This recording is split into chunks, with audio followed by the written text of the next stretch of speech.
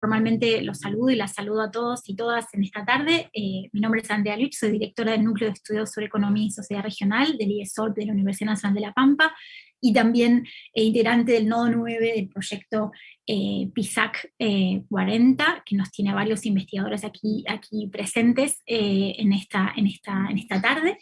Y es un gusto saludarlos y saludarlas y darles la bienvenida a esta charla que se llama Impactos, Crisis, COVID-19 y Políticas Públicas de Sostén Social, una mirada nacional y regional. Y simplemente ahora quisiera dar la palabra a mi colega Estela Cornelis, también profesora de la Facultad de Ciencias Humanas de la Universidad Nacional de La Pampa, que va a ser la moderadora de esta charla. Gracias a todos y todas por estar aquí.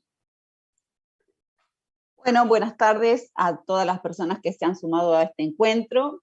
Damos entonces inicio a esta segunda charla organizada en el marco del ciclo que hemos denominado Intersecciones entre agendas de investigación y políticas públicas. Como ya lo anticipó Andrea, este ciclo de charlas es organizado por el Núcleo de Estudios sobre Economía y Sociedad Regional, organizado, digamos, en el marco del IESOLP ULPAM, y el tema que nos convoca también girará, como ya lo dijo Andrea, en torno a los impactos provocados por la crisis COVID-19 y las políticas públicas orientadas a el sostén social en ese contexto, una mirada desde lo nacional y desde lo regional.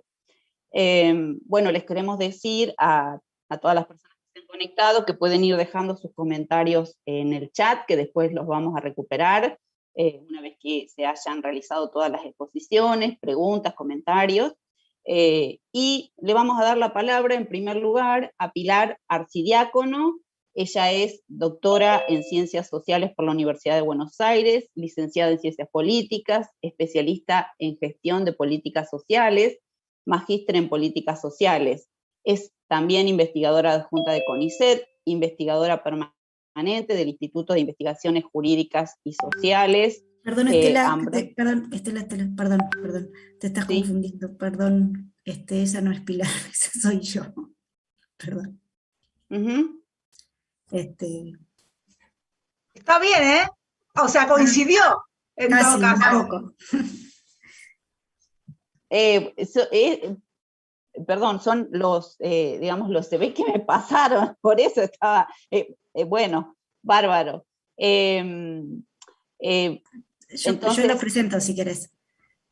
Bueno, dale, como quieras vos, dale.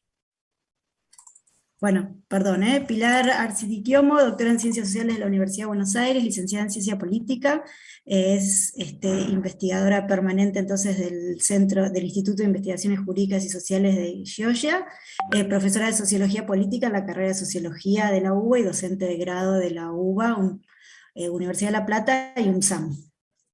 Sí, coincidimos en algún título por ahí, por eso. ¿Sí? Luisina Pereltimier, doctora en Ciencias Sociales por la Universidad de Buenos Aires y licenciada en Sociología por la misma universidad. Actualmente es investigadora asistente de CONICET, dirige la carrera de Sociología del Instituto de Altos Estudios Sociales, IDAES, de la Universidad de San Martín, y es profesora de grado y posgrado del IDAES y UNSAN y de la Maestría de Administración y Políticas Públicas de la Universidad de San Andrés. Y bueno, la licenciada María Laura Ramborger es licenciada en Gestión de Políticas Públicas y actualmente es directora general de Planificación y Evaluación de Políticas Sociales, dependiente del Ministerio de Desarrollo Social de la provincia de La Pampa. ¿Sí? Bueno, si quieren le damos entonces la palabra a Estela, ¿te parece? Sí, le damos la palabra entonces a Pilar y a Luisina, así que bueno, pueden compartir pantalla, tienen unos 20 minutos, yo las voy a interrumpir cuando estén faltando 5 minutos. Bueno, gracias Estela, Betsabe, Andrea, por el enorme trabajo de organización, la generosidad de invitarnos. Voy a compartir mi tiempo con Luisina, con quien trabajo en el marco del proyecto PISAC en el nodo IDAES-IDES, pero además trabajamos juntas, bueno, durante toda la pandemia y seguimos trabajando, así que un placer compartir con Luisina acá. La idea es que yo plantee y deje por lo menos para la discusión algunas coordenadas de lo que ha sido la discusión, más allá de en pandemia, la principal política de transferencias, que ha sido el ingreso familiar de emergencia, el IFE, que es central en el proyecto PISA y central en la Argentina, en la política pública, pero que de alguna manera tirar de la piola del IFE para pensar algunas cuestiones más estructurales de lo que han sido y son las transferencias de ingreso en la Argentina, que es un tema sumamente actual, vigente, contemporáneo.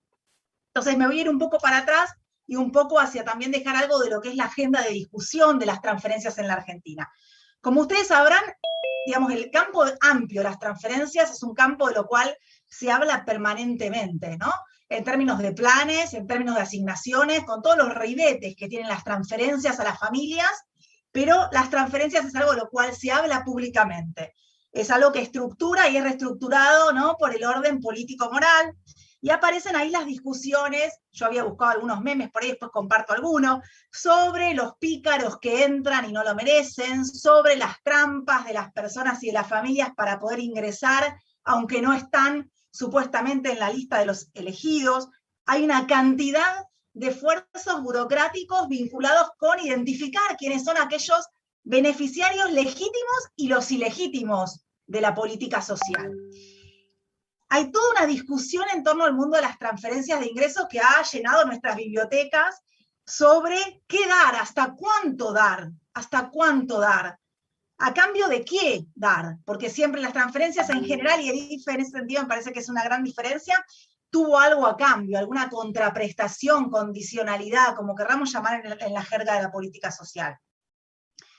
Y también a quiénes son esos sujetos que son merecedores de las políticas de transferencia, ¿no? Digamos, acá se nos arma un corazón enorme en términos conceptuales, políticos conceptuales, porque las transferencias de ingreso de alguna manera representan y dan cuenta de una pregunta incómoda, ¿no?, que es qué hacer frente a ese desacople entre las históricas políticas sociales, pensadas en sociedades fundamentalmente de pleno empleo, a partir de los cambios sostenidos, estructurales del mercado de trabajo. Informalidad, con todas sus aristas, ¿no? Informalidad, desocupación, etc. ¿Cómo asegurar ingresos en una sociedad capitalista? ¿Cómo asegurar, por lo tanto, consumo? ¿Cómo asegurar también gobernabilidad? Y ahí veremos entonces que a lo largo de la historia argentina las transferencias han tenido, bueno, diversas modalidades, ¿no? Desde los planes sociales de la década del 90, hasta formatos de la seguridad social a cargo de ANSES con la asignación universal, hasta el IFE en el marco de la situación pandémica, donde ha habido una cantidad enorme de políticas, ¿no? Y esto es importante porque a veces se ve a la política social, ¿no?, de manera compartimental, y es importante ponerlo dentro de, por ejemplo, una batería de políticas para mitigar los gastos de las familias, más allá de la política del reparto o las transferencias de ingresos. Y las transferencias han tenido, aunque parecen muy constantes, en algunos casos han tenido marcas de gestión muy diferentes. Se ven en las transferencias huellas de las diferentes improntas ideológicas, de los vaivenes políticos de las diferentes gestiones, y esto me parece que es interesante pensarlo tal vez por ahí para después para la discusión. El IFE nos trae algunas cosas, diría, muy apretadamente, muy sintéticamente, algunas cosas que son nuevas y otras no tanto, ¿no? Dentro de las cosas que no son tan nuevas, yo diría,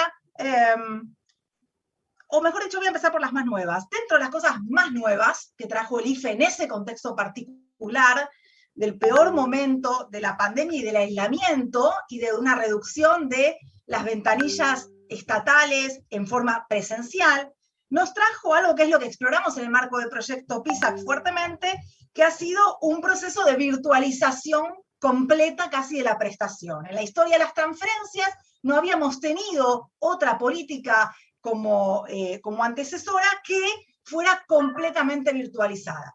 Luego Luisina va a darnos cuenta, y parte del proyecto es sobre esto, de que eso no implica bajo ningún punto de vista que no haya una cantidad de mediaciones sociales que interfieren en ese proceso. Pero digo, a priori, es la primera política que tiene esta particularidad de la virtualización. La segunda gran novedad que nos trae el IFE es esta situación de la incondicionalidad. Yo decía, siempre en general se ha pedido algo a cambio en el marco de las políticas sociales, Y es interesante, contraprestaciones, condicionalidades, que un poco por las propias condiciones de la pandemia, el IFE es la primera política de transferencia incondicional que tenemos en el país, lo cual trae también toda una novedad a la agenda de la política social. En tercer lugar, diría una cuestión central, que es que el IFE nos pone un montón de gente nueva frente al mundo de la política socioasistencial. Los llamamos los sueltitos en algunos lugares, que aparecen ahí como en la jerga de las burocracias, aquellas personas que no forman parte de la historia de las tradicionales asistencias y de relacionarse con el Estado desde ese punto de vista, y que en función del proceso de pérdida de ingresos, de cierre de algunas actividades económicas, han pasado a formar parte de esos 9 millones de personas de cobertura que ha tenido el ingreso familiar de emergencia.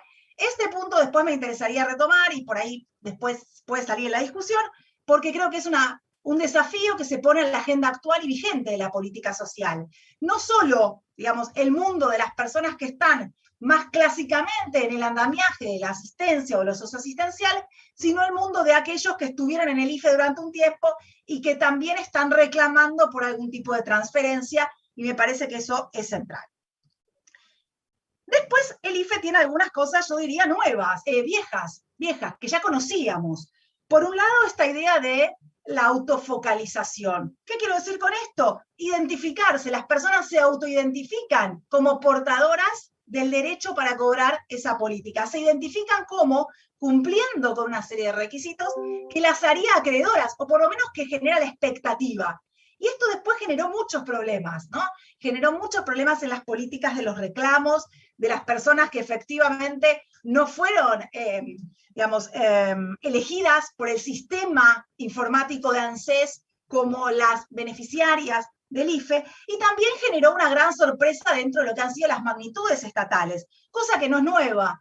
Quiero retrotraerme al año 2002, cuando en el marco de la crisis el Jefas y Jefes tuvo el mismo problema. Se habían calculado 1.200.000 personas menos de lo que efectivamente terminó reconociéndose la gente como destinataria de la política. Y esto tiene un montón de, de aristas y explicaciones que después podemos ver. Pero en definitiva, digo, en el momento de crisis, al Estado se le revela una población enorme que efectivamente no estaba calculada en el marco de lo que era la expectativa y la proyección de política pública. Pero también, dentro de otras cuestiones que diría que no son novedades, la política social nos vuelve a considerar al grupo familiar como una familia, como un destinatario, y entonces para el IFE hubo toda una serie de vericuetos para entender cómo se formaba ese grupo familiar, y todos los líos que hubo con las incompatibilidades tuvo que ver con justamente la elección de la familia como destinatario de la política social, y después nos coloca en un universo enorme de lo que ya es conocido para aquellos que trabajamos la política social de este corte, que es el mundo del laberinto de las incompatibilidades, ¿no? De las que estábamos todos intentando incluso decodificar a lo largo de esos días, de quién entraba, quién no, las exclusiones, las inclusiones, y habilitó un caudal de reclamos enormes de personas que se habían inscrito y no habían accedido, pero también de un montón de personas que no estaban dentro de las categorías que el Estado decidía como personas destinatarias del IFE. Hubo a partir de ahí, yo tenía algunas filminas, pero voy a tomar tiempo de Luisina si no, pero un change que armaron los autónomos, que quisieron, los autónomos de más altos ingresos, que no habían sido incluidos. Hubo reclamos que señalaban que en general el IFE y las políticas sociales siempre iban a un grupo de personas que tenían varias prestaciones, se acumulaban prestaciones a un mismo grupo, y que había muchos otros trabajadores que también habían perdido ingresos, o trabajadoras, y no estaban contemplados por esta política. Hubo un problema de demoras, de esperas, de incertidumbre, que también es típico de la política social, pero que obviamente se agudiza en el marco de la pandemia. También ahí tenía, y después cualquier cosa paso, alguna filmina de muchos memes hubo sobre el IFE, como venimos viendo sobre el mundo históricamente, de los planes sociales y de las políticas de transferencias. Para cerrar y dejarle el lugar a Luisina, y no perder mi hermosa amistad con ella, ni con las amigas de La Pampa, me parece que más allá entonces de estas cuestiones que tendríamos que ver el IFE en clave más histórica y en clave más estructural de lo que es el lugar de los problemas y de las virtudes de las políticas de transferencia, Me parece que el IFE lo que hizo claramente fue plantear esos días, reemergió la discusión sobre las transferencias, la universalidad, en un sentido muy polisémico. Por universalidad aparecieron actores súper diferentes planteando cosas muy diversas, desde el Papa Francisco, el Foro Económico Mundial, los actores de la CGT, los movimientos de trabajadores desocupados, los compañeros de la economía popular, planteando diferentes conceptos de universalidad que diría se parecen más a esquemas de masividad que de universalidad, y planteando diferentes versiones, digamos, diferentes propuestas que reversionan las propuestas de transferencias de ingresos con algún componente trabajista, ya sea al viejo estilo de los programas empalmes que pretendían que las personas se insertaran luego de las transferencias y de los planes a algún empleo en el sector privado, o ya sea, digamos, con un ribete vinculado con el trabajo entendido como un proyecto de la economía popular. Pero en general hubo un caudal de propuestas que esos días nos reactualizaban la necesidad de ampliar las transferencias, más allá del IFE, ¿no? Y que hasta hoy por hoy estuvo en la agenda electoral, pero insisto nuevamente con una impronta trabajista, aún en un sentido bien renovado. Me parece que eso es algo que en la discusión, por lo menos en el campo de la política social, es algo que es muy vigente y muy interesante de pensar, digamos, cuál va a ser el futuro de las transferencias, cuál va a ser el futuro, quiénes son esos sujetos, cuál es la ampliación de esos sujetos destinatarios, sobre todo pensando un poco en el mapa del mercado de trabajo, pero también un poco en la cartografía de lo que conocemos sobre lo que es el diverso mundo de la economía popular y de sus diferentes formas de trabajo. Te dejo, Luisina. Buenas tardes a todos, un placer estar aquí.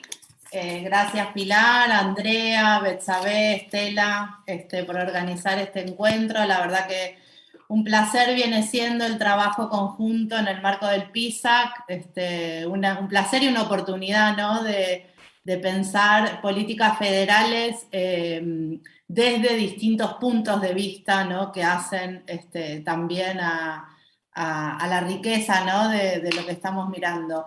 Un poco en continuidad con lo que planteaba Pilar, yo quería presentarles algunas reflexiones, un poco en el curso, ¿no?, del análisis de los materiales que estamos recogiendo en relación a la implementación del IFE, ¿no? En primer lugar, además de estas cuestiones que planteaba Pilar, ¿no?, sobre las novedades que trajo el IFE, trajo una novedad muy importante que tuvo que ver con la coyuntura de excepción absoluta, ¿no?, de su implementación en relación a las capacidades, ¿no?, de gestión, ¿no? Por un lado, es cierto que la virtualización absoluta fue una novedad, pero en paralelo a eso también fue una novedad el cierre de las oficinas, ¿no?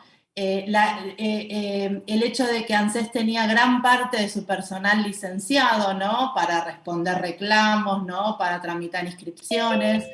La idea, la cuestión también de que el trabajo remoto en ANSES era problemático, ¿no?, al comienzo del ASPO, porque por la seguridad informática con la cual trabaja el organismo, la posibilidad de gestionar las bases de datos de ANSES desde las computadoras personales de los trabajadores y desde sus casas era una posibilidad tecnológica, digamos, que llevaba tiempo, ¿no?, construir, con lo cual, digamos, la coyuntura también planteó, digamos, desafíos de gestión con capacidades operativas disminuidas en el marco de una demanda excepcional, ¿no? Porque pensemos que la demanda inesperada en relación al IFE fue de 13 millones, es decir, finalmente casi 9 millones cobraron la política, pero 13 millones la solicitaron. 4,5 millones reclamaron, a su vez, que no recibieron la política, hicieron trámites de reclamo, lo cual eso, bueno, generó una masividad, ¿no?, de entradas, ¿no?, al organismo que había que responder. Hubo que abrir masivamente cuentas, ¿no?, en los bancos, es decir, el nivel la envergadura de la gestión, ¿no?, del IFE, aún con todos en sus casas, fue enorme y fue inédita en ese sentido.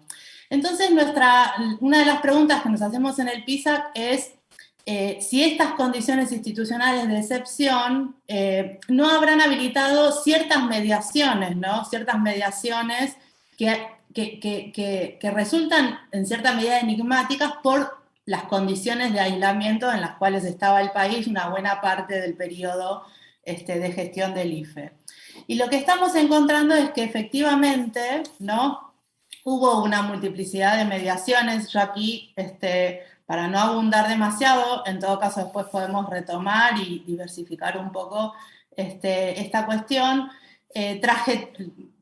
Voy a presentar 3 mediaciones. Una tiene que ver con precisamente la importancia del trabajo de los operadores de ANSES, ¿no?, que estaban detrás de sus escritorios procesando solicitudes, inscripciones, reclamos, ¿no? El trabajo que hicieron los operadores de ANSES en relación también a la base de datos de ANSES, ¿no? Es decir, cómo el IFE fue, digamos, un momento de trabajo con las bases de datos de ANSES, con la información que ANSES tiene de la sociedad argentina, y cómo trabajaron interviniendo sobre actualizaciones de datos masivas, ¿no?, en términos en relación a los domicilios de las personas, a los vínculos de las personas. Eso que conformaba el grupo familiar fue algo que se fue redefiniendo, ¿no?, y que estaba, digamos, redefiniéndose en el marco de la implementación del IFE, ¿no? Ese trabajo de los operadores de ANSES fue una de las mediaciones más importantes que tuvo esta política, ¿no? Y amplió o no, ¿no? Es decir, es lo que estamos tratando de precisar, la accesibilidad de esta política. La segunda mediación que nos pareció importante traer acá tiene que ver con el carácter paradójicamente local, ¿no?, de la gestión del IFE en el marco del aislamiento, ¿no? Porque lo que detectamos fue que hubo relaciones interinstitucionales relevantes a nivel local, entre los gobiernos municipales y la SUDAI, las oficinas locales de ANSES, y las gerencias de los bancos nacionales y provinciales, y los bancos privados que participaban de, digamos, donde se abrían las cuentas para cobrar el IFE. Ese trabajo fue un trabajo que no estuvo coordinado desde el nivel central, que en algunas jurisdicciones se dio y en otras no, y que fue variopinto, ¿no? Consistió en trabajo de apoyo en la difusión, en la inscripción, en la organización de las filas, en las puertas de la SUDAI, es decir, un trabajo que se sirvió además de distintos lugares, ¿no?, distintos lugares de nivel local, desde las oficinas de los organismos municipales hasta clubes y otras entidades en las cuales se organizaban mesas de ayuda para inscribir a la gente, etc. Eso es lo que estamos recogiendo. Entonces, bueno, una de las mediaciones son estas relaciones interinstitucionales de nivel local, que al parecer jugaron un rol importante y que no estuvieron ni coordinadas desde el nivel central, ni gobernadas en ninguno de sus aspectos, ¿no? Fueron espontáneas y autogestionadas. Discúlpame, Luisina, sí. Mi tarea es poco agradable, pero bueno, 3 minutos te quedan. Bueno, la tercera, muy brevemente, la tercera mediación que nos parece importante es lo que llamamos la mediación de actores claves en el Estado y la arena política. Nos referimos a actores como trabajadores sociales o similares que tenían ya construidos vínculos, ¿no?, una agenda de vínculos con ciertas poblaciones muy vulnerables, como poblaciones migrantes o en situación de calle, y que activaron esas agendas para colaborar en la inscripción del IFE. Del mismo modo, distintos militantes sociales o militantes políticos, referentes religiosos, ¿no?, de nivel local, hicieron un trabajo similar a estos actores claves del Estado. Entonces, digo, para terminar, ¿qué ideas podemos extraer de estos emergentes empíricos, ¿no?, en relación a la relevancia de estas mediaciones, a pesar de la automatización, la virtualización, la incondicionalidad de esta política, la masividad, ¿no?, que tuvo esta política y la vigencia aún así de estas mediaciones?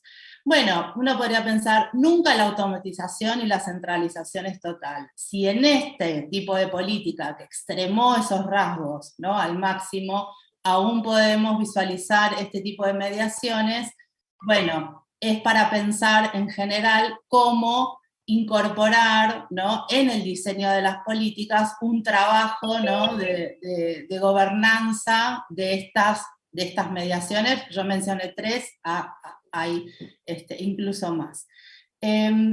La segunda lección tiene que ver con lo que dejó el IFE, la gestión del IFE, más allá del IFE, en la infraestructura del Estado, ¿no? Mejoró la información de las bases de datos de ANSES, esto que visibilizó nueva población, esa población no solo se le reveló al Estado, sino que el Estado la registró de nuevo modo, es decir, eso genera una capacidad infraestructural del Estado diferente a la que tenía previo, ¿no?, a la pandemia, la bancarización, ¿no?, la extensión de la bancarización, y la atención virtual, ¿no?, los mecanismos de atención virtual que llegaron para quedarse en muchos planos.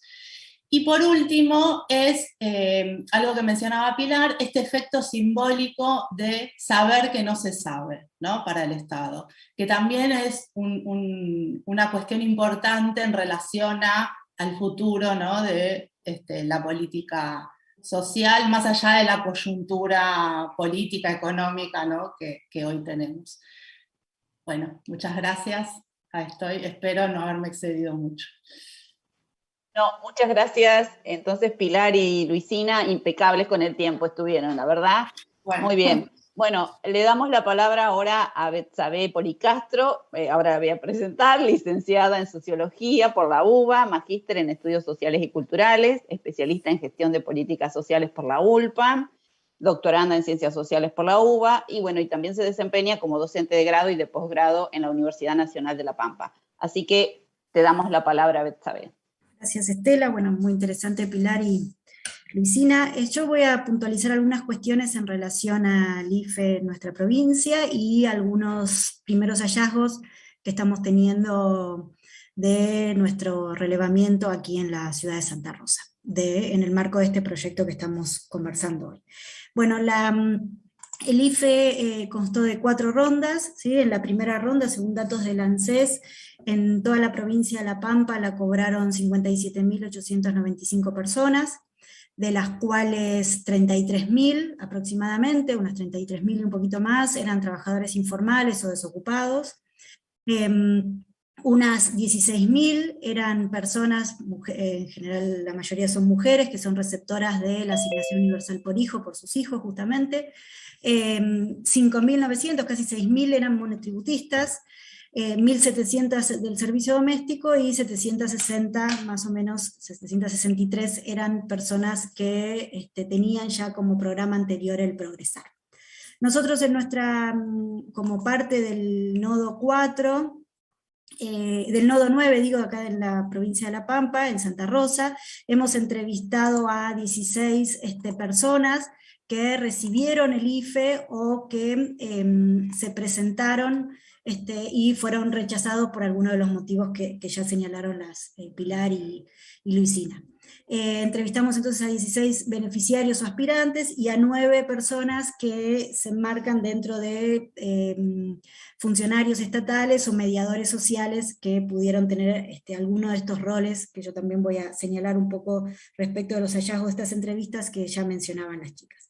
Entre las cuestiones que nosotros más que nada vamos visibilizando en el trabajo que estamos haciendo sobre las entrevistas, que ya tenemos, digamos, que estuvimos haciendo durante el mes de marzo, abril, vemos cómo el tema de la virtualización, de la inscripción mediada por la tecnología, operó no como un dato menor, ¿sí? Porque hubo algunos inconvenientes. Nosotros las personas que entrevistamos son de todos los rangos etarios, entre las personas de 21 a 59 años, y había grandes diferencias significativas en relación a la edad de los beneficiarios o aspirantes, porque el manejo a la tecnología y además el acceso a Internet operaron como una gran dificultad o un gran facilitador para acceder a la inscripción. Quienes no tenían dificultades respecto del manejo de la tecnología, contaban con los recursos mínimos, aunque sea un celular, porque desde un propio celular se podía hacer, y un acceso a internet medio, digamos, manifestaron que no tuvieron ningún tipo de dificultad al momento de inscribirse. En cambio, quienes estos recursos tecnológicos no contaban con estos recursos tecnológicos o tenían algún tipo de déficit, esto operó como una gran dificultad. Por otro lado, otra de las cuestiones que también vimos es lo que tiene que ver con la actualización de datos en el ANSES, lo que Pilar y Luisina mencionaban, como eso operó como una gran dificultad y como las formas de resolución de ese problema, que fue muy significativo para muchos, incluso a ser rechazados, ¿sí? Por no tener cargado un divorcio, por ejemplo, o por no tener cargada la dirección, el domicilio correcto o actual. Eso operó como una gran dificultad que en muchos casos no lo pudieron resolver por esto que señalaban respecto de que el ANSES estaba cerrado y las grandes dificultades que también sucedieron en relación a poder acceder a las bases de datos. Sí vimos una cuestión muy importante respecto del apoyo de generaciones más jóvenes, como redes sociales, que tenían algunas personas que estaban interesadas en inscribirse, que los asistieron o incluso los inscribieron en su nombre, incluso con algunas alertas respecto de los mejores horarios para poder inscribirse, donde hubiese menos saturación de internet o de las bases de datos.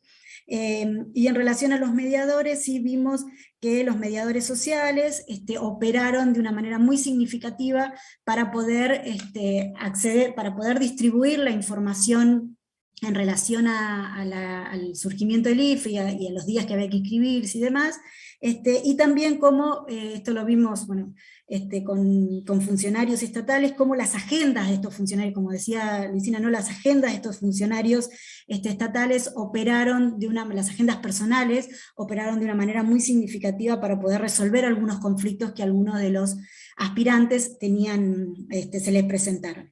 Y sí, nosotros vimos acá en nuestra ciudad un gran despliegue de relaciones interestatales, ¿sí? Incluso informales, digamos, no mediadas por una sistematización burocrática, en relación al apoyo de las personas a poder anotarse y cobrar, lo que también después fue toda una cuestión importante a tener en cuenta.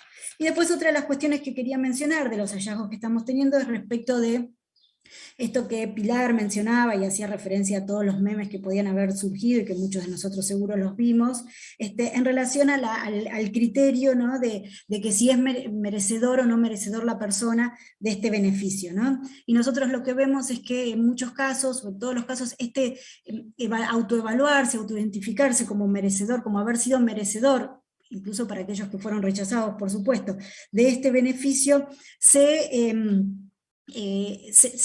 lee la persona, el beneficiario, el aspirante, lo representa, se lo representa, mediado por otras políticas que ha recibido en otros momentos, ¿no? Y cómo surge esta idea de que las personas que tienen alguna dificultad, en este caso por la emergencia, por la pandemia, por la no posibilidad de trabajar o de tener ingresos que hasta un tiempito antes sí los tenían y se los autogestionaban, deben ser ayudados, ¿no? Y en deben ser ayudados también vemos que no había como esa responsabilidad única y exclusiva en el Estado, sino también en lo social, ¿no? Esto de que alguien que no lo merecía se anotara, le quitaba lugar a alguien que sí lo merecía, que alguien que no lo necesitaba se anotara, le quitaba lugar a alguien que sí realmente lo necesitaba, porque no estaba teniendo ningún tipo de ingresos, ¿no?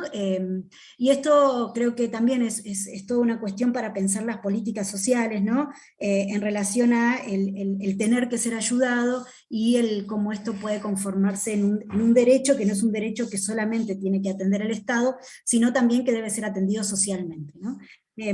Así que bueno, más o menos un poco estamos trabajando en la codificación de las entrevistas y en la lectura, por más que las hemos hecho nosotros, en la lectura y en la comparación, así que bueno, estos eran un poco los hallazgos, los primeros hallazgos que quería mencionar del trabajo que hemos hecho, circunscripto, eso también no lo dije, pero a la ciudad de Santa Rosa y Tuay. No es un estudio que estemos haciendo a nivel provincial, porque así estaba previsto en el proyecto con conglomerados urbanos, así que también eso es una mirada muy urbana la que estamos dando, que claramente sabemos que no incluye a toda la realidad de nuestra provincia.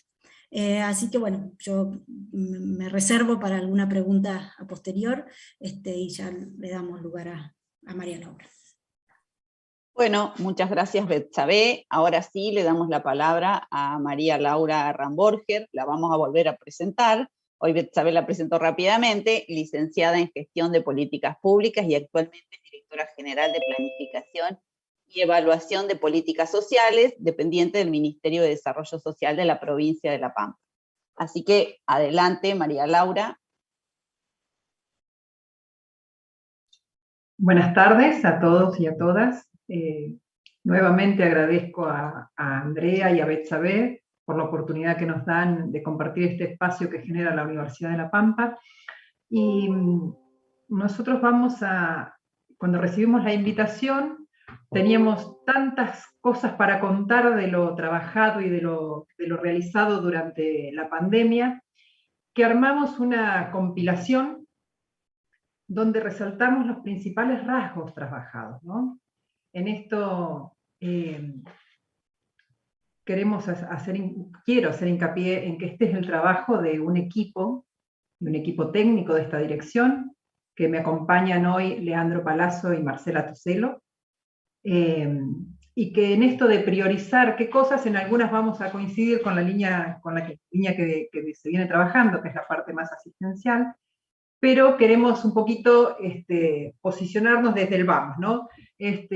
Nosotros estamos en la Dirección General de Planificación y Evaluación de Políticas Sociales, dependiendo del Ministerio de Desarrollo Social del Gobierno de La Pampa, y depende directamente del ministro. Es un área técnico-política, transversal a las subsecretarías, y coordina y articula planes y proyectos dentro del ministerio e interministeriales.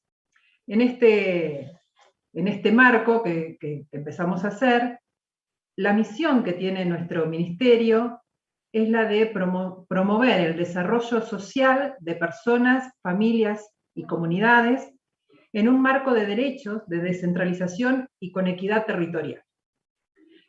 Cuando irrumpe la forma de llevarlo adelante, ustedes saben, es a través de planes, proyectos, programas y acciones. Nuestro ministerio tiene mucha presencia en territorio, mucho acompañamiento a titulares de derechos y a comunidades. La irrupción de la pandemia nos demandó readaptar todas esas políticas e incorporar nuevas estrategias. Con un Estado, cuando hablo de Estado estoy hablando de este ministerio, de esta dirección, con un Estado que no estaba completamente modernizado o con todas las estrategias, herramientas tecnológicas para de un día para el otro convivir con un estado de pandemia. Porque por lo menos acá se vivió así, ¿no? Fue de un momento para el otro que hubo que salir y hubo que seguir dando respuestas y respuestas nuevas a una complejidad nueva que tenía lo social, o que tiene lo social todavía en algunos aspectos. En este sentido fue necesario incorporar, innovar, desde la flexibilidad en lo laboral, incorporando nuevas modalidades de trabajo. Este ministerio nunca paró, nunca se cerraron puertas, siempre se intentó y lo logramos en gran medida de acompañar todos los procesos que se estaban dando y los que se truncaron y las nuevas iniciativas desde lo virtual y desde lo presencial en la medida que se podía. Pero hubo que transformarse de un día para el otro casi literalmente. Para ejemplificar esto, nosotros el 19 de marzo fue el decreto de aislamiento. Si ustedes se acuerdan, el aislamiento era solamente podían salir las personas esenciales. Nosotros el 20 de marzo teníamos liquidación de la tarjeta social pampeana. Era totalmente incompatible una cosa con otra, y hubo que armarse en esa noche de estrategias y de recursos y articulando para poder dar respuesta, porque son 20.000 familias que dependen de esa asignación mensual. no se podía frenar, no se podía parar, pero había que hacerlo virtual, que nunca lo habíamos hecho. Entonces, de repente hubo que incorporar estrategias, herramientas, incorporar permanentemente la virtualidad, y en esto nos favoreció ya tener un Ministerio de Modernización que facilitara los accesos remotos a nuestra compu. No sé qué hubiésemos hecho como si nos hubiese pasado el caso de ANSES, que recién decían que los empleados no podían acceder a las bases de datos por cuestiones de seguridad desde sus domicilios. Nosotros fue lo que tuvimos que hacer ese día. Si bien hay medidas de seguridad, se nos habilitaron permisos especiales a determinadas personas para poder hacerlo, porque había que seguir adelante y había que dar muchas otras respuestas, no solo a las familias más vulnerables o a las familias que veníamos trabajando, que es un perfil conocido, que es un perfil que el Ministerio sabe cómo trabajar, sino a muchas otras nuevas familias, nuevas personas. Por ejemplo, nosotros tenemos un 0800 que se atiende desde aquí, desde la oficina, desde hace muchos años, que da respuesta a los programas de tarjeta alimentar, Pilquén, pero a todos los otros programas del Ministerio. Ese 0800 está fijo, está conectado a una línea fija del Estado que funciona acá físicamente en Casa de Gobierno. También en esos 20 minutos de lucidez tuvimos que tratar de hacer otra cosa para poder dar respuesta, y ese 0800 estuvo funcionando todo el tiempo, las 24 horas. Y esto es de destacar el compromiso del personal del Ministerio, ¿no? que también en algún momento fue considerado como esencial, porque sin un equipo de trabajo esto no se puede hacer. Sin embargo, nos pasaron muchas cosas. Nos pasaron que tuvimos que reacomodar y readaptar, como decía recién, algunos programas que venían ejecutándose e implementar nuevos. Y en esto hay algunos autores que estuvimos trabajando y estuvimos estudiando, donde, si podemos compartir pantalla, habíamos armado algunas citas para discutir, pero me voy a centrar en una, la de Aníbal Lobuso, donde dice que la pandemia nos igualó a todos y acto seguido nos mostró las profundas desigualdades en las que vivíamos. Y esto fue así, digamos, en un principio la pandemia, el estado de pandemia y atravesados por COVID, nos mostró que todos podíamos contagiarnos, todos podríamos perder a alguien, no importaba el barrio, no importaba la clase, no importaba el lugar, todos nos enfrentábamos a lo mismo, pero no todos nos enfrentamos en las mismas condiciones. Empezó el quédate en casa, que todos usamos y usamos mucho, y no era lo mismo quedarse en casa, en una casa grande, con verde, con patio, que un departamento o una casa o una vivienda social, donde la cantidad de habitantes son muchos, donde no todos tenemos la misma conectividad o el mismo acceso. Entonces empezaron a mostrar grandes desigualdades, y en esas desigualdades es donde tenemos que intervenir, y donde nosotros, primero que se nos exigía una respuesta y teníamos que pensar en qué estrategias dábamos, ¿no? En este sentido, las dos principales líneas que tiene históricamente el Ministerio, pero que fueron prioritarias, fueron la asistencial y la promocional. En la asistencial, esto que veníamos hablando, de dar respuesta a las familias vulnerables, a las familias que tradicionalmente requieren la asistencia del Estado, pero también hubo muchas otras familias que nunca habían necesitado de la asistencia del Estado.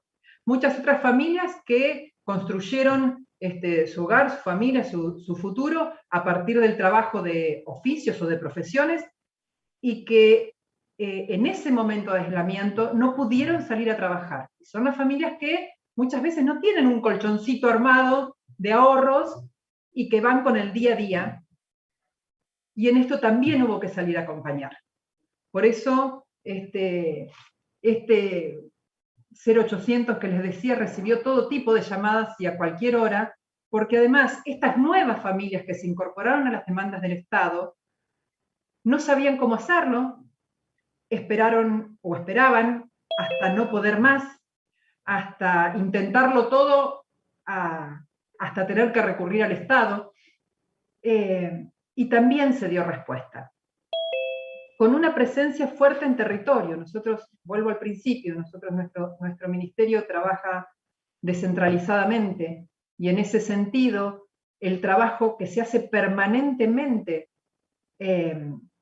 con los equipos municipales de acción social y con las delegaciones ministeriales, tuvo su recompensa, entre comillas, en este momento de pandemia, ¿no? Todos nos conocemos, todos sabemos y ponemos mucho para trabajar articuladamente y juntos, y en ese sentido el Ministerio con los municipios trabajó muy coordinadamente, y eso facilita mucho,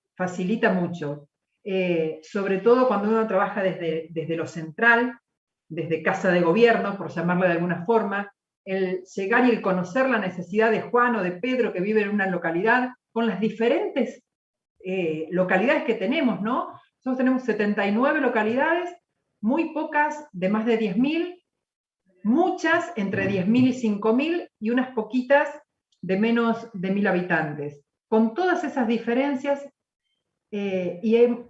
pudimos trabajar con todos los equipos locales. Esto demandó mucho esfuerzo porque en lo asistencial hubo unos días antes del declararse el estado de pandemia, estuvo la entrega de las tarjetas alimentarias en la provincia, las nuevas tarjetas alimentarias, si bien la provincia de La Pampa tenía ya la tarjeta social pampeana que abarca, mejor dicho, las familias con determinadas características de vulneración, con niños, jóvenes, adolescentes hasta 18 años, adultos mayores y grupos vulnerables. La tarjeta alimentar que se entregó entre febrero y marzo del 2020 incorporaba familias hasta los 6 años, con niños hasta 6 años. Una decisión que tuvo el gobierno provincial fue respetar a aquellas familias que, si bien tenían la tarjeta social pampeana, recibieron la tarjeta alimentar. Se consideró que era compatible tener ambos beneficios. ¿Por qué? Porque nosotros consideramos a la tarjeta social como un derecho. Por lo tanto, nosotros no podíamos sacarlo porque venía otra tarjeta. Sin embargo, sí se declaró incompatible para futuros titulares que ya tuvieran la tarjeta alimentar. Es así que se hizo un análisis de la demanda o de los aspirantes o de la lista de espera que teníamos por cada una de las localidades de la tarjeta social pampeana, que además de abarcar estas familias vulnerables, abarca toda la cuestión de patologías específicas que determina salud pública, y se dio de alta a todo aquel que tenía condiciones o que reunía los requisitos para tener la tarjeta social pampeana y que no tuviera la tarjeta alimentar.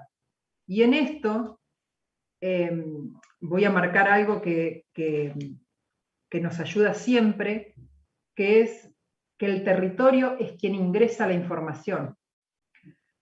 La solicitud o la incorporación de una familia como titular o aspirante, mejor dicho, como aspirante de la tarjeta social, se hace a partir de un relevamiento que hace un trabajador social en territorio. Ahí se ingresa al sistema Pilquén, y a partir de ahí se empieza a chequear. Cuando digo se empieza a chequear, es que desde lo básico, empleo público provincial, hasta las cuestiones que tienen que ver con las bases de datos nacionales. Así que en esto de, como señalaban recién, que algunas personas creen que pueden acceder, sí, creo que en todos los programas pasan, que muchas personas no tienen tan claro, o muchas familias no tienen tan claro cuáles son los requisitos, o el límite a veces es muy finito, muy calculado, y por más que se conozca es ver si se llega a acceder, pero no pasamos por errores de inclusión cuando ya tienen la tarjeta. Eso por un lado. El aumento de cupo en la tarjeta social pampeana, la incorporación de la tarjeta alimentar como estrategia, y ahí hay un listado de las intervenciones donde hubo un fuerte apoyo a los municipios a través de transferencias extraordinarias destinadas a alimentos, a la compra de alimentos, pero también a los kits de higiene. Entonces recuerdan que en ese primer tiempo había que sanitizar todo, pero había que hacerlo con lavandina. ¿Recuerdan eso? Entonces, para algunas familias el acceder a los productos de higiene era también todo un presupuesto, y en esto vuelvo a lo uso, donde dice las desigualdades a las cuales nos enfrentó, ¿no? A veces acceder a estos productos de higiene no es tan accesible para todos. Ahí también intervenimos, ahí también intervino el Estado, ahí también nos llegaban las demandas desde el territorio, con lo cual esto podía llegar a las familias que lo necesitaban. Creo que en la parte asistencial este componente de la tarjeta dio otra respuesta casi inmediata, pero además era la posibilidad, y es lo que sostenemos siempre, la posibilidad de la familia de elegir qué alimentos adquieren, qué alimentos comen, con una mirada cultural y territorial sobre el acceso a los alimentos, ¿no? Por otro lado, tenemos las intervenciones más promocionales, las que tienen que ver con la promoción de derechos, que en un primer momento, cuando fue los primeros días de aislamiento, no podíamos imaginarnos cómo lo íbamos a hacer, cómo íbamos a seguir adelante con nuestros programas de corte promocional, como por ejemplo el Plan Provida, que tiene 10 programas dentro, 10 programas de distintas subsecretarías, donde hay cerca de 2.000 personas trabajando en territorio. Y esas personas, a principio de marzo, contaban o proyectaban en su organización familiar con esos ingresos. No poder ejecutar los programas significaba que por lo menos 2.000 personas no iban a contar con esos ingresos, además de no poder dar contención social, de no favorecer la socialización, porque además el Plan Provida es la antítesis del aislamiento, del estado de pandemia que tuvimos. Es un programa que promueve la participación comunitaria, promueve la participación social, la socialización, la integración familiar. Todas cuestiones incompatibles con el estado de aislamiento. Y a medida que fuimos conociendo cómo se transmitía el virus, cómo teníamos que trabajar con protocolos, en un principio, en marzo, abril, nadie hablaba de protocolos, no los teníamos todavía. Todo hubo que ir construyéndolo a medida que transcurría el tiempo. Fue así que, pensando en este Provida, que son cerca de 30.000 personas que participan a lo largo del año, 32.000 personas que habían participado en el año 2019 con un Provida Verano, que es lo que conocemos en la provincia como las colonias de vacaciones, con 20.000 participantes, de repente no había actividades. No podía haber, porque además todo el mundo tenía que quedarse en su casa. Y además con la salvedad, con esto, ¿no? con la presión que sentía este equipo de pensar en esas 2.000 personas que se desempeñan normalmente, en épocas normales, en los distintos municipios.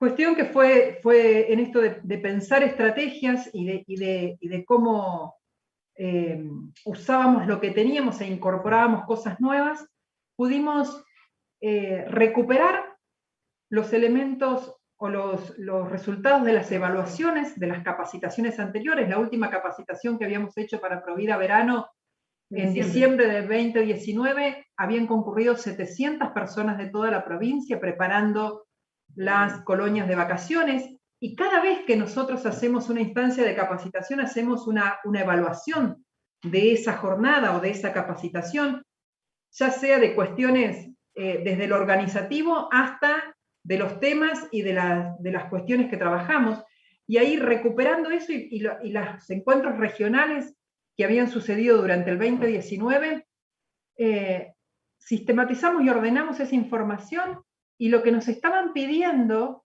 durante todo ese año era poder profundizar y poder tener más tiempo para capacitarse las personas en determinados temas.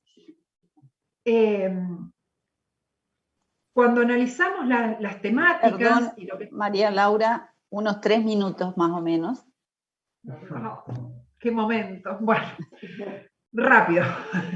Esa capacitación que se pensó en un módulo, en 3 módulos, uno que tenía que ver con la transversalidad de género, otro con la promoción y protección de derechos de niños, niñas, adolescentes y adultos mayores. Me apuro para hablar, pero no voy a llegar. Y el otro que es intervención comunitaria, que es trabajo en equipo, articulación y coordinación en contexto de pandemia, porque creíamos que esa era la base que tenía que tener cualquier persona que se desarrollara o que trabajara en Provida y que tuviese relación o tuviese funciones de contención hacia otras personas. La base que cualquiera tenía que tener en un marco de pandemia. Fue así que durante esa capacitación, uno de los tantos trabajos fue pensar cómo podría ser Provida en contexto de pandemia, ya ejecutándose, ¿no?, con protocolos. Ahí fue el primer trabajo para lo que luego fue Provida Verano. Provida Verano, que en este contexto de distanciamiento social y con protocolos pudimos hacer las colonias de vacaciones, trabajando en burbujas, pero más allá de la forma en que se trabajó, que fue coordinado con la Subsecretaría de Deportes y la Dirección de Epidemiología del Ministerio de Salud, en esto hemos trabajado a la par. Lo que pedimos fue que cada municipio, a partir de un protocolo inicial, que se había hecho que todos los municipios debían cumplimentar, ¿a qué podía comprometerse cada uno de los municipios? Y en esto fue un ejercicio real de descentralización, donde el municipio definía qué cosas podía hacer y qué cosas no, a partir del marco que tenía, y también fue flexible, y para nosotros fue un ejercicio, porque muchos municipios pudieron desarrollar las actividades y otros no. Provida inició el 2 de enero, en la mayoría de las localidades. Hubo una de ellas que el 3 de enero tuvieron cerca de 40 casos en la localidad. Si ustedes se acuerdan, después de Año Nuevo tuvimos un brote muy grande en la provincia. Así que el 3 de enero se terminó Provida en esa localidad. Volvieron, además hubo fallecidos, que no en todas las localidades nuestras sucedió lo mismo con la pandemia. Hay algunas localidades muy pequeñas que hubo muy poquitos casos, donde usar protocolos les parecía una locura, pero lo tuvieron que hacer. Y en esa localidad que había iniciado el 2, el 3 tuvo que suspender. Cuando vuelve, después de los 15 días, directamente las personas no concurrieron, y esto fue así. Digamos, quedó el miedo en la comunidad, el miedo al contagio, y no pudo funcionar. Pero, ¿qué destacamos en esto? Que fue, para ese momento, para enero, muy pocos niños y adolescentes habían vuelto a las clases, que eran los últimos años, en la provincia nuestra, los últimos años de primaria y de secundaria eran los que habían vuelto. No todos. Por lo tanto, cuando nosotros hablamos de colonia de vacaciones, que hablamos de 3 años en adelante, decimos que fue la primera experiencia, y así fue vivida, la primera experiencia de trabajar en burbujas, de protocolos, de tener que hacer o tener que usar el distanciamiento entre los niños para sus juegos, el uso de barbijos, el incorporar estas herramientas que después sirvieron para marzo, el inicio de clases. Bueno, me quedan muchas cosas por decir, pero voy cerrando con esto. Sabemos que como en este rol que tenemos como agentes estatales, tenemos que aportar al desarrollo social, económico y ambiental con propuestas integrales y no fragmentadas, que implica una articulación con otros actores sociales, con otros actores que aumenten nuestra capacidad estatal. Y para eso es necesario que revisemos, que reflexionemos, que incorporemos permanentemente nuevos procesos en la administración pública, pero siempre teniendo como eje al ciudadano. Creo que en cualquiera de los procesos que necesitamos repensar el Estado, tiene que ser el ciudadano quien esté en medio de esa reformulación. Ser muy estratégicos en nuestros análisis y en nuestro diseño de políticas, sabiendo que de un día para el otro las cosas pueden cambiar, eso nos demostró esta pandemia. Y una última cosa que queremos dejar, que rescatamos de un material del INAP, del Instituto de la Administración Pública de España, es el que señala que durante esta década va a ser crucial, ya que todos los países del mundo se enfrentarán a unos retos extraordinarios que van a requerir instituciones públicas renovadas, innovadoras, eficaces, más abiertas y realmente democráticas. Y nosotros agregamos con mucha participación ciudadana. Bueno, nada más. Muchas gracias. Gracias por invitarnos, gracias por este espacio y, bueno, dispuestos para seguir trabajando juntos. Bueno, muchísimas gracias, María Laura. Ahora abrimos a comentarios, preguntas.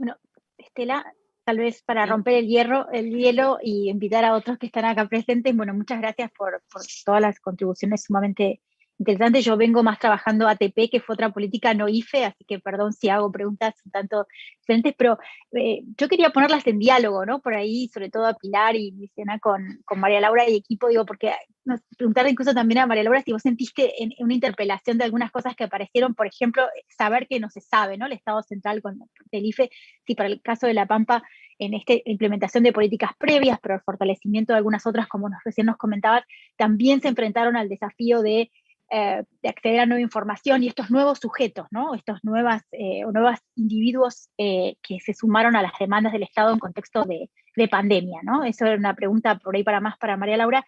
Y para Pilar o Luisina, yo me quedé intrigada porque Pilar había mencionado, vos dijiste que las cosas nuevas que trajo el IFE y vos, Luisina, interpretaste las mediaciones. Yo me quería preguntar cuáles fueron realmente nuevas mediaciones que encontraron. Ustedes son especialistas en política social, hay cuestiones que vienen de antes que no se pueden reformular, pero si el IFE, en estas indagaciones preliminares aparecieron nuevos intermediarios en la implementación del IFE, ¿no?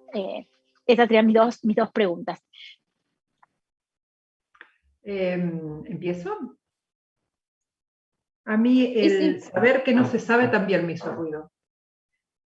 Y medianamente creo que el saber que no se sabe no se sabe desde Capital Federal qué sucede en una localidad.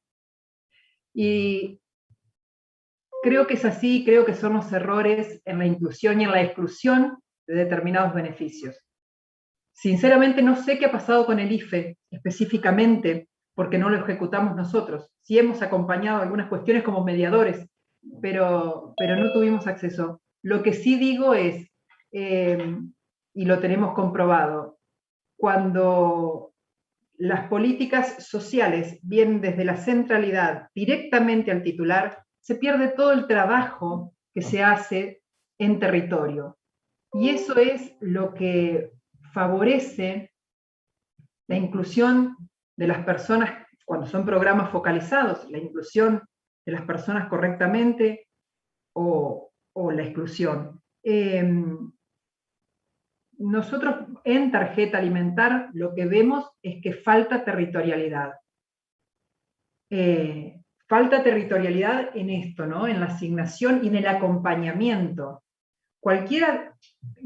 Los programas como los de tarjeta, que si bien son de transferencia, tienen que ver con la alimentación y tienen que ver con cambiar hábitos, educar y acompañar a la población, tienen que estar acompañados desde territorio, que es quien conoce a las personas y es quien conoce culturalmente también a esas familias, ¿no? Nosotros vemos muy buenos resultados cuando trabajamos las políticas descentralizadamente, cuando llegamos en territorio y trabajamos con los equipos locales con esas determinadas familias. Cuando decís saber que no se sabe, nosotros nos sucede que tenemos muy pocos errores de inclusión. Nosotros vuelvo a la gran base de datos que tiene el Ministerio de Desarrollo, que es el sistema Pilquén. Es una base que contiene, a partir de un relevamiento, de una encuesta que se hace a las familias que son titulares de programas sociales o aspirantes a ellos. Esas bases después se chequean, se corroboran, sí, por supuesto, pero se hace a partir de la declaración de las personas, de los municipios y de provincia, con lo cual tenemos pocos errores.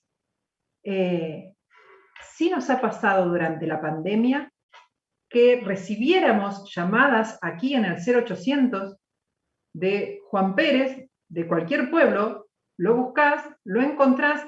Cuando trabajás con territorio, esa demanda que te han planteado, es esa la situación. O sea que el saber que no se sabe, yo lo dejo ahí. No creo que sea tan así. Hay muchas cosas que el Estado sí sabe, y también hay muchas realidades locales. A nosotros nos ha sucedido que, por ejemplo, la distribución de las tarjetas alimentarias la seguimos haciendo nosotros desde el Ministerio. Nosotros en la provincia, nuestras poblaciones son muy pequeñas y no está el hábito, voy a decir algo muy, muy sencillo que la mayoría de ustedes lo saben, pero no está el hábito de ir a hacer el trámite de cambio de domicilio.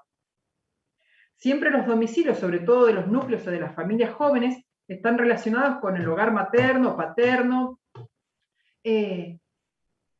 pero uno llega igual porque nuestras comunidades son muy chiquitas. Entonces vos preguntás dónde vive Laura Ramborger, y si no es en la casa de la madre, te van a decir de acá 2 cuadras, enfrente al almacén, enfrente a la estación de servicio. Llegás, tenés cómo acceder y no te equivocás.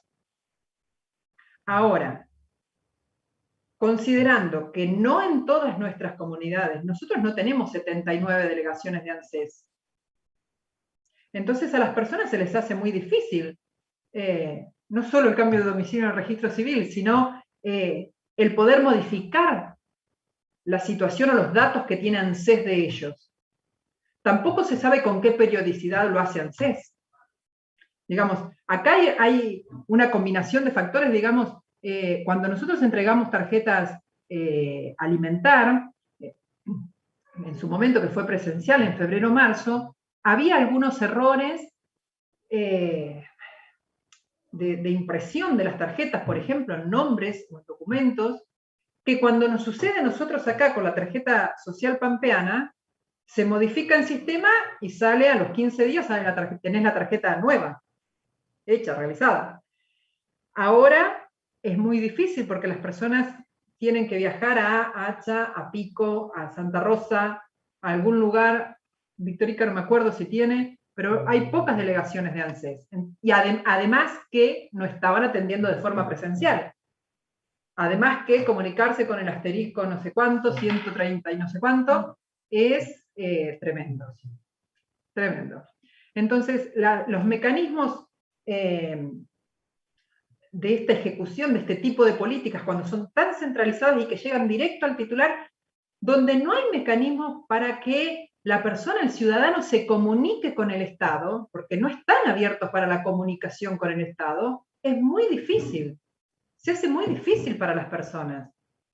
Se complejiza, además de lo virtual, que no todo el mundo tiene el mismo acceso a la tecnología, que no tienen todo el mundo acceso a las comunicaciones, que no saben cómo hacerlo. Ahí me parece que la vuelta es trabajar en territorio. Y soy una defensora de eso. Bueno, gracias María Laura. Le damos la palabra entonces a Pilar y a Luisina ahora.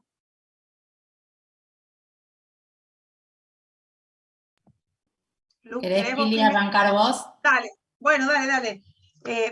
No, un poco reaccionar a esto de lo de saber que no se sabe, que me parece que complementa bien lo que Laura planteaba recién. Con Luisina escribimos los primeros días de la pandemia, estuvimos haciendo un trabajo sobre la reconversión de las ventanillas estatales. Justamente lo que veíamos era en diferentes jurisdicciones, no a nivel nacional nada más, y lo que veíamos fue ese momento donde pasaba algo extrañísimo, que es que habíamos tenido un montón de crisis, los que estamos acá hemos vivido muchas crisis en la Argentina, pero el cierre de las ventanillas del Estado presenciales en una magnitud como la que vivimos esos días, efectivamente creo que fue la primera vez, ¿no? Y lo que hablábamos era más que una desaparición de cualquier rostro estatal, era una reconversión de todas esas ventanillas, en clave de lo que fue un poco la exposición de Laura, de distintos mecanismos, ¿no? De mecanismos más improvisados, mecanismos más organizados, pero que de alguna manera, con distintos roles y formatos, lograba reponer la imagen estatal en las diferentes jurisdicciones y a nivel nacional. Claramente me parece que los niveles locales que tienen otro nivel de proximidad, de conocimiento sobre la población, de estrategias, de otro tipo de prestaciones, tienen un montón de ventajas, ¿no? Y creo que algunas de ellas, y también un montón de dificultades. Creo que la presentación de Laura nos ilumina sobre eso. A lo que nosotras apuntábamos con respecto particularmente vinculado con el IFE, es a lo que ha sido una política nacional de transferencia de ingresos de 9 millones de personas.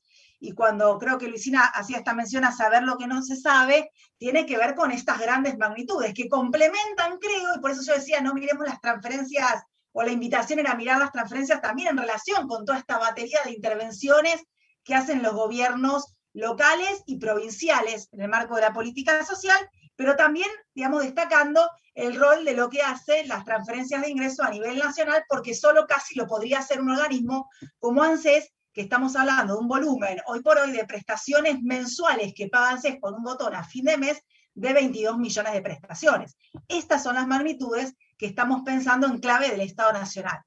En ese sentido, lo que nosotras planteamos, y creo que sin duda gran parte de las dificultades tuvo que ver con esta suposición de que la política iba a caminar por el lado de lo virtualizado completo, y no, como decía Laura recién, se necesitan un montón de mediaciones, y creo que un poco es lo que decía Luisina, pero lo que nos llevó el IFE me parece que tiene que ver concretamente con esta idea de que al Estado se le revela un montón de población, pero no necesariamente porque el Estado no sepa, digamos, o no tenga las capacidades, sino porque en general también las crisis despiertan un montón de cosas, y los criterios son lo suficientemente maleables, y no necesariamente porque quien entró no lo merecía, ¿sí? Sino porque necesariamente esos criterios son bastante indeterminados, ¿no? Y porque además, particularmente en el caso del IFE, como fue en su momento con el Jefas y Jefes que yo traía a colación con el mundo de los desocupados, que era quién se sentía desocupado efectivamente, no tenía que ver con el registro de la estadística, sino que tenía que ver, por ejemplo, con muchas mujeres llamadas inactivas por la estadística, que se vieron y se presentaron como desocupadas y entraron al plan Jefas y Jefes. Entonces ahí nos aparece esta discusión incómoda, ¿lo merecen, no lo merecen? Bueno, se autofocalizaron como desocupadas, más allá de lo que la estadística pública las ve. Lo mismo con respecto al IFE, si vemos que gran parte del contenido del IFE, el IFE plantea una lógica de las personas en clave de inscripción tributaria, pero sin embargo yo ahora no tengo los datos, y si empiezo a abrir voy a hacer lío seguramente, pero la mayoría de las personas no estaban dentro de monotributo, las categorías que entraron, ni monotributo social. La mayoría de las personas que entraron al IFE entraron como el marco de la informalidad, de ese amplio concepto de informalidad. Por lo tanto, ¿cómo pedirle al Estado que sepa tanto? El Estado supo hacer bien, ¿no? De alguna manera, si nos ponemos en esta clave, por ejemplo, pisando los padrones con la asignación universal. ANSES pisa eso y sabe que tiene una X cantidad de personas, no me acuerdo estricto cuándo fue, pero fue un tercio del IFE que entran por la vía de la UH. El Estado mete mano, ¿no?, a lo que conoce, a lo que sabe, y a ese grupo poblacional le hace una apuesta más grande y le aporta el IFE y otros bonos, y otra batería de prestaciones que generan mucha incomodidad, mucha resistencia por parte de los grupos que no están en ese sector. Ahora bien, el resto es un grupo que se presenta como un grupo muy indefinido, ¿no? Y eso me parece que es interesante, porque además también ahora hay otra información post-IFE, ¿no? Hay otra información sobre esa población en las bases de datos de ANSES.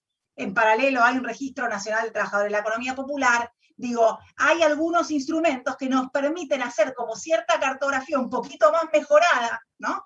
Un poquito por lo menos, de lo que es ese inmenso mundo, de lo que en algunos lugares aparece como lo informal, para otros actores aparece como el mundo de la economía popular, y hay grupos, hay colectivos, pero también hay actividades individuales, que es lo que nos está dando un poco, digamos, las últimas novedades sobre estas indagaciones sobre este territorio y este grupo de personas tan diverso, ¿no? Parece que un poco por ahí tenía que ver la crisis como esta posibilidad de revelarse una cantidad de personas al Estado, ¿no? Lu. Bueno, retomo yo.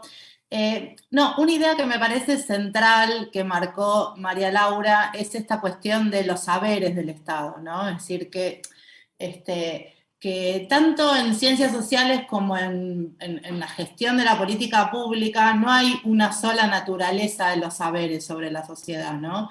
Me parece que de alguna manera saber que no se sabe, ¿no?, en términos de la gestión de una política como el IFE, tenía que ver con un saber de la población, ¿no? Lo que usualmente, lo que puede registrarse estadísticamente en una sociedad amplia, heterogénea, territorialmente muy diversa como la Argentina. Los saberes territoriales, ¿no? Lo que María Laura llama los saberes territoriales, uno podría decir los saberes sobre las comunidades más pequeñas, los saberes sobre esas 20.000 familias o los 32.000 personas que participaron del programa Provida, son saberes que son sumamente relevantes, ¿no?, en la gestión de la política social con poblaciones vulnerables, que es una parte de la población que vio sus condiciones de reproducción vulnerabilizadas, ¿no?, en el marco de la pandemia y del ASPO, pero que son sumamente relevantes. Y ahí el desafío es pensar cómo puede haber sinergia, ¿no?, entre esos dos tipos de saberes, que son saberes de, uno podría llamar una racionalidad sistémica de la intervención social, y los saberes de una racionalidad de proximidad sensible, integral en la intervención de lo social, que muchas veces compiten, ¿no?, es decir, como que se presentan como antagónicos, pero que en verdad,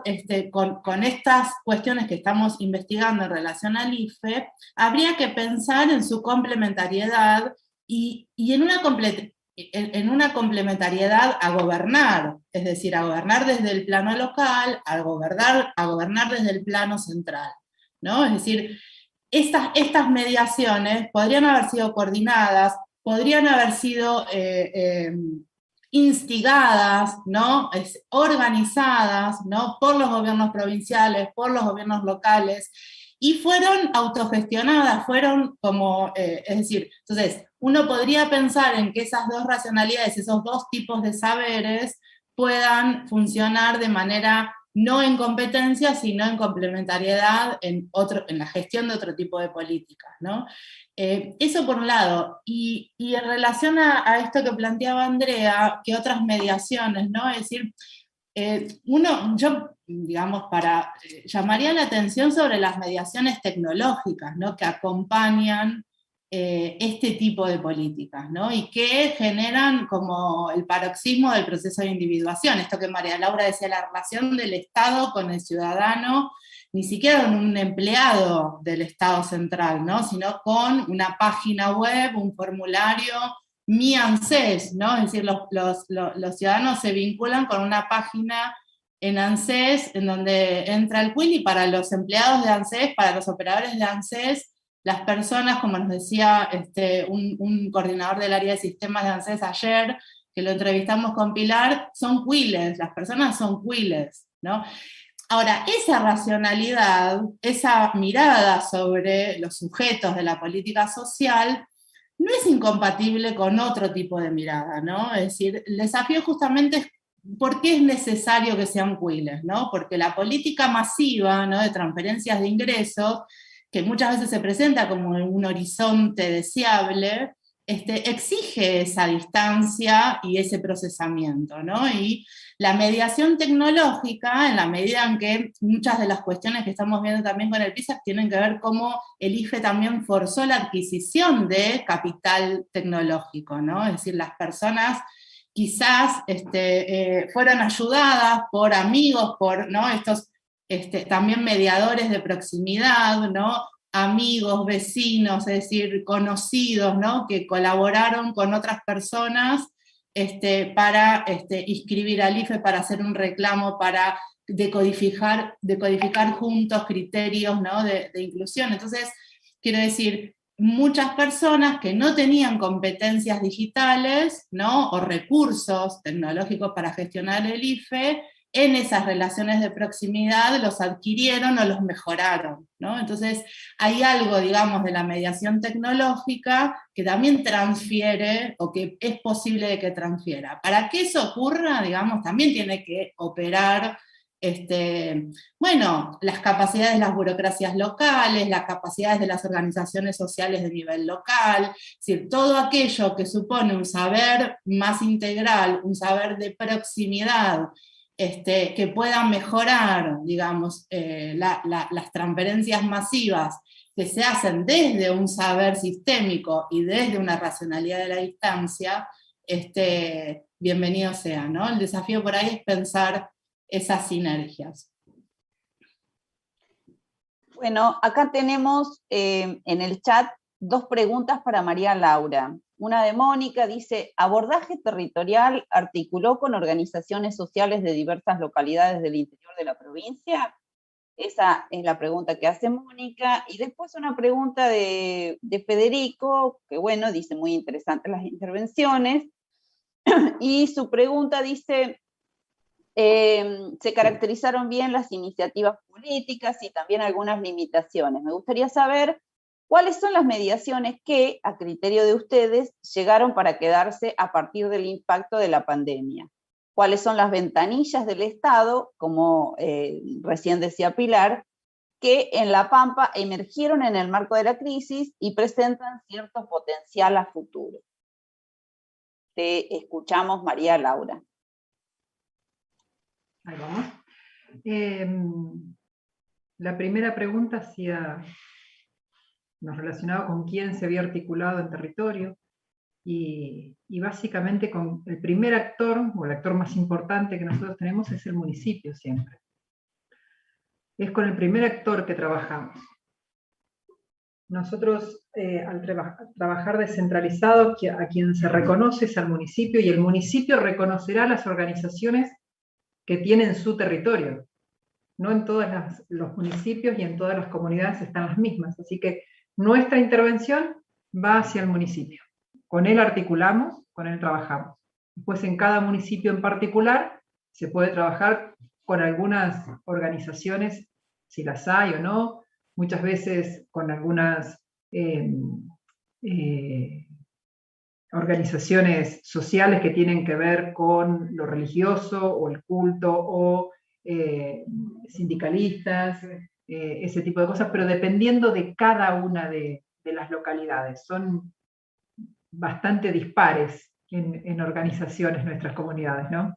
Pero siempre es el municipio, el área de acción social, salud, digamos, los organismos descentralizados que tenemos, las delegaciones del ministerio nuestro y de otros ministerios, las coordinaciones de educación, digamos, siempre es Estado con Estado primero, ¿no?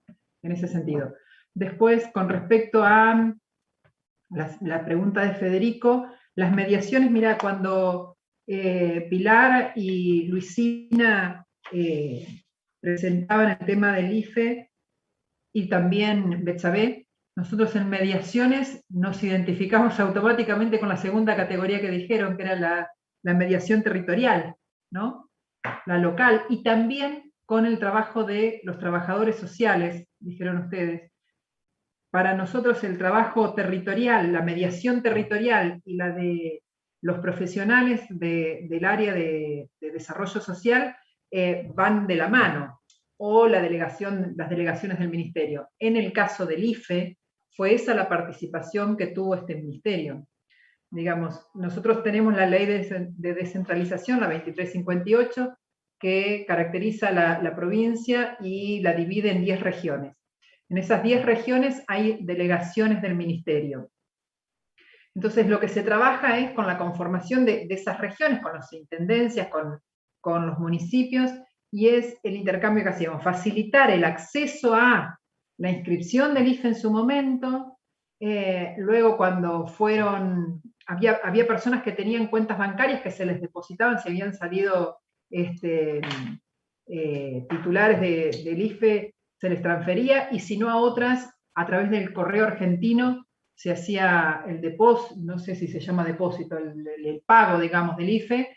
En eso trabajó el ministerio, varias de las subsecretarías, desde ordenar, parece irrisorio, ¿no? Pero ustedes se acuerdan que teníamos que tener 2 metros de distancia, normalmente había muchas personas con determinadas características de vulnerabilidad, así que se disponía acá en Santa Rosa, en el Correo Argentino, en Rivadavia y Lagos, se vallaba la zona, los días de pago, se disponían de sillas, con distanciamiento, era en invierno, así que se acercaba un cafecito caliente, alguna cosita caliente también, digamos, agua, ese tipo de cosas, porque a veces el trámite llevaba tiempo. Y el de avisar a las personas, ¿no? También en esto de buscar a las personas que muchas veces... Sí, con los municipios. Digo, yo hablo con parte del equipo que está acá, pero con los municipios, con los trabajadores sociales y demás, ese fue el rol que nos tocó, el rol que desempeñamos con respecto al IFE. Y respecto de las ventanillas del Estado, yo más que las ventanillas que emergieron y se quedaron, hablaría de las ventanillas que nos faltan abrir, ¿no? Y en esto sigo insistiendo en lo mismo. Nos falta mayor comunicación, y digo del Estado provincial y del Estado nacional, mayor comunicación y mayor acceso a la información del ciudadano. Y en esto es algo que esta dirección viene bregando por eso, el acceso a la información del ciudadano sobre su propia información y sobre los mecanismos de acceso a determinados programas o a determinados planes y ayudas o lo que fuera del Estado, tiene que mejorarse, tiene que abrirse, tiene que ser más que una ventanilla, un portón de entrada, digamos. El ciudadano tiene que tener mayor acceso a su propia información y a los recursos que tiene el Estado. Muchas veces no se accede porque no se los conoce. Muchas veces nosotros comunicamos mal o lo hacemos en un lenguaje que no es el correcto para la población, digamos, creyendo que comunicamos y no comunicamos. Hay muchas cuestiones que se pueden hacer desde lo tecnológico, pero también se pueden hacer desde lo presencial. Se pueden hacer con un teléfono, con un 0800, con una apertura del Estado hacia la ciudadanía. Me parece que hay más por trabajar que lo que queda.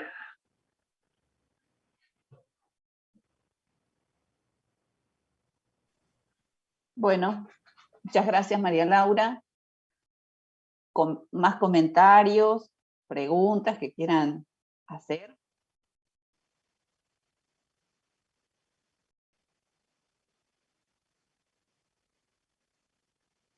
¿Quieren hacer algún cierre en particular? María Laura, Betsabe, Pilar, Luisina.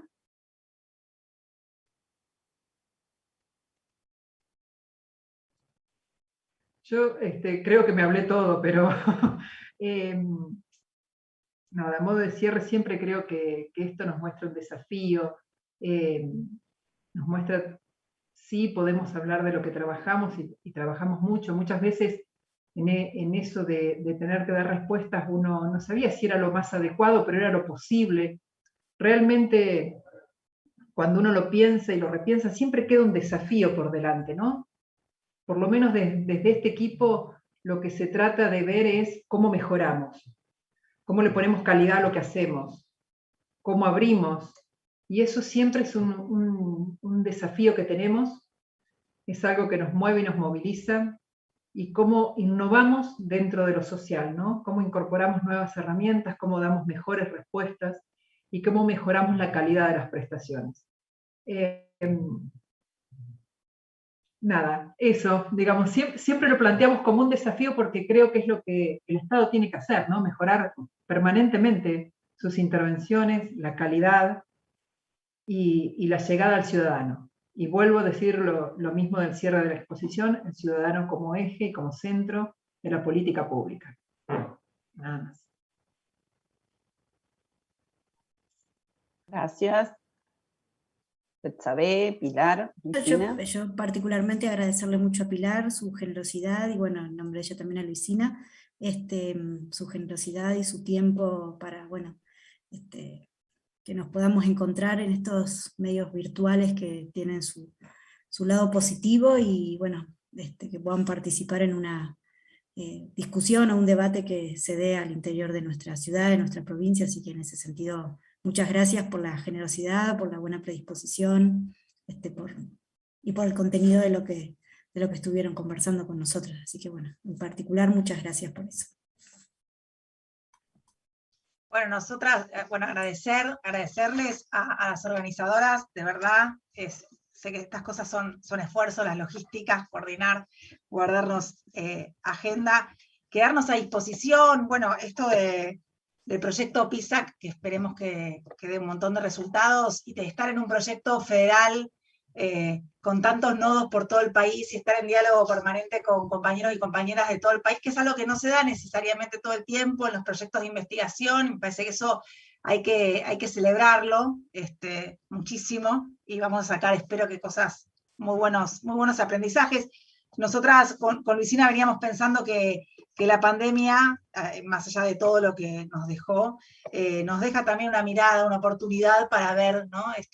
Laboratorio de estatalidad, decíamos en algún momento al principio, ¿no? Cómo ver en ese momento atípico algunos comportamientos del Estado y de la sociedad que son más propios de los momentos de, entre comillas, normalidad, que ya no sabemos qué decimos con normalidad. Y creo que, entre otras cosas, en temas de política social, que es lo que yo me dedico hace muchos años, digamos, nos deja estas inquietudes, estas dudas sobre los temas de transferencia, han sido parte de las múltiples campañas los días pasados, y seguirán siendo, creo, como, bueno, nada, cómo afrontar como país esta pregunta de qué proteger en términos de ingresos, ¿no?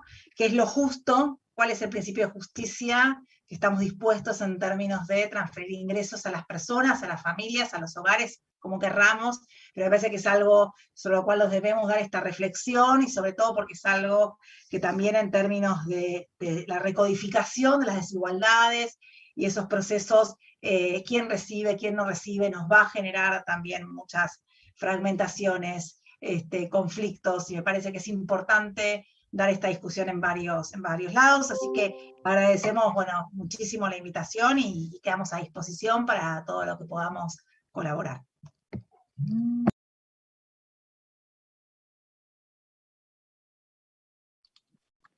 Luisina, no sé si vos querías cerrar con algún comentario, si no...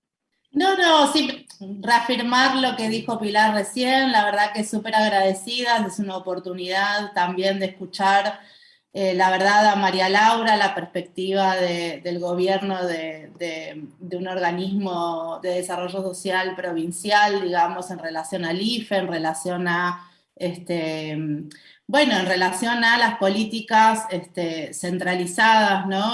Cuál es la perspectiva de los gobiernos provinciales y los organismos de desarrollo social y de seguridad social provinciales, así que la verdad ha sido un momento de gran aprendizaje también. Agradecemos la oportunidad de eso, ¿no? Y de producir, digamos, en este tipo de encuentros esas sinergias entre la investigación y la política pública que, de hecho, estos proyectos PISA que están buscando, ¿no? Así que muchas gracias por eso.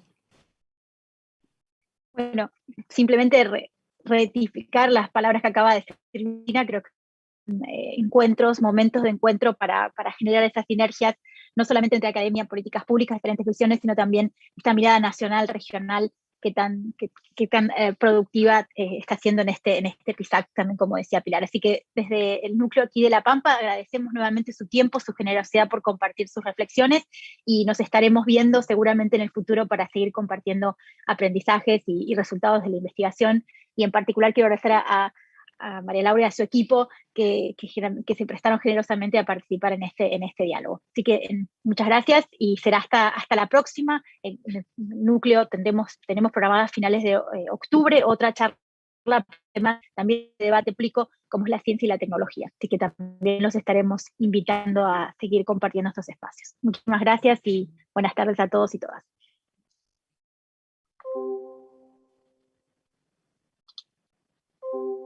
Recording stopped.